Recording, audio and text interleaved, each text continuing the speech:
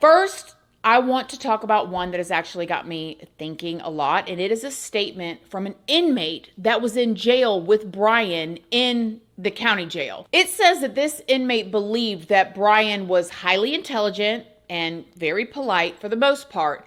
However, the inmate said that Bryan quickly became annoying because of his habits. This inmate said that Bryan would wash his hands dozens of times a day and would spend 45 minutes to an hour in the shower. He also said that Bryan would be awake most of the night, like all night long, and would only take a nap during the day. This inmate said that he could hear Bryan like moving around all night long, which was pretty annoying. Now, when the officer asked the inmate if he had ever observed Bryan lose his temper, the inmate said that yes, there was one time when Bryan was actually video chatting with his mother, which this inmate said that Bryan did for hours every day. Like, what was Bryan talking about with his mom on video chat? For hours?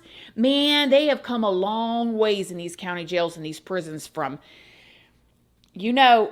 hours. You're sitting there FaceTiming for hours in the county jail. Nevertheless, this inmate said that he was actually watching sports on TV when he said, "You suck," to the TV, which at this point, Bryan immediately got up and went and put his face aggressively through the bars and asked the inmate, basically, was he talking about him or his mom?